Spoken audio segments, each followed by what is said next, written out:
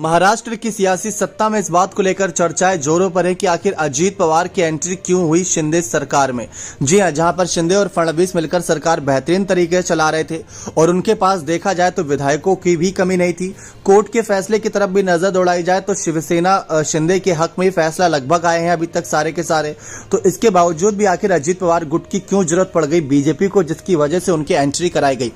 क्योंकि शिंदे के विधायकों ने ये बात रखी कि हमारे पास 170 से ज्यादा विधायकों का समर्थन था इस पूरे फडणवीस और शिंदे के कैबिनेट सरकार में, लेकिन बावजूद इसके क्यों एनसीपी को लाया गया। अब एनसीपी के यहाँ पर विधायक आए हैं तो उनको मंत्री पद बांटे गए। आने वाले लोकसभा चुनाव में उनको सीटों को यहाँ पर बंटवारा करना पड़ेगा, विधानसभा चुनाव में उनको हमें सीटें बांटनी पड़ेंगी। तो साफ नजर आ रहा है कि बीजेपी की नजर लोकसभा चुनाव पर है, क्योंकि अगर अजीत पवार के गुट एनसीपी ने लोकसभा चुनाव में महाविकास अघाड़ी सरकार के साथ रहते तो बड़ा क्षतिग्रस्त कर सकते थे। लेकिन सवाल यहाँ पर शिंदे गुट को लेकर है कि जितने भी विधायक यहाँ पर आए थे सबको उम्मीद थी कि कोई ना कोई बड़ा पद मिलेगा, लेकिन अभी तक वो उम्मीद पूरी नहीं हो पाई। शिंदे के साथ करीब 9 विधायकों ने मंत्री पद की शपथ ली थी जब वो आए थे, लेकिन इन सब के बीच चर्चा की है कि आने वाले वक्त में इन विधायकों का भविष्य क्या होगा।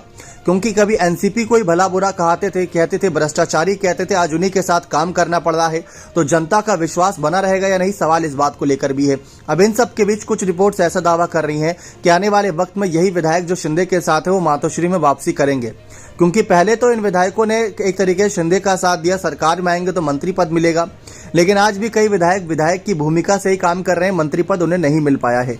ना सिर्फ शिंदे के विधायक बल्कि कई निर्दलीय विधायक भी हैं जिनको लेकर सवाल है कि उनका आने वाले वक्त में भविष्य क्या होगा। और यही नहीं, आने वाले वक्त में टिकट की बंटवारों को लेकर भी चर्चा है, क्योंकि अजीत पवार गुट ने साफ कर दिया कि हमें तो कम से कम 90 सीटों पर चुनाव लड़ने का मौका दिया जाएगा बीजेपी के द्वारा, और सांसदों में भी हम 13 से 15 सीटों पर चुनाव लड़ेंगे। अब जब पहले से ये सारी बात तय कर ली गई है तो शिंदे और फडणवीस की क्या भूमिका रहेगी। देखा जाए तो बीजेपी के पास विधायकों का समर्थन यहाँ पर करीब 105 उनके विधायक हैं अभी भी महाराष्ट्र में, तो उनके लिए भी बहुत बड़ी चुनौती है कि कैसे सीटों का बंटवारा करें। लेकिन चर्चा इस बात की शुरू हो गई है कि क्या नाराज विधायक मातोश्री में वापसी करेंगे या फिर शिंदे के साथ बने रहेंगे। वैसे तो विधायकों ने साफ कह दिया है कि अब हमारे पास कोई और रास्ता बचा नहीं है, एक तरफ कुआं दूसरी तरफ खाई वाली सिचुएशन है, तो हमारे पास सिर्फ आखिरी रास्ता है कि हम शिंदे के साथ बने रहें और उम्मीद लगाए रखें कि हमें आने वाले वक्त में कोई और बड़ी जिम्मेदारी मिलेगी। अब देखते हैं इस बीच क्या कुछ होता है। शिंदे और फडणवीस की मुलाकात हुई, अगले कैबिनेट विस्तार को लेकर देखते हैं क्या उसका निष्कर्ष निकलता है। बने रहे चैनल के साथ, बहुत बहुत धन्यवाद।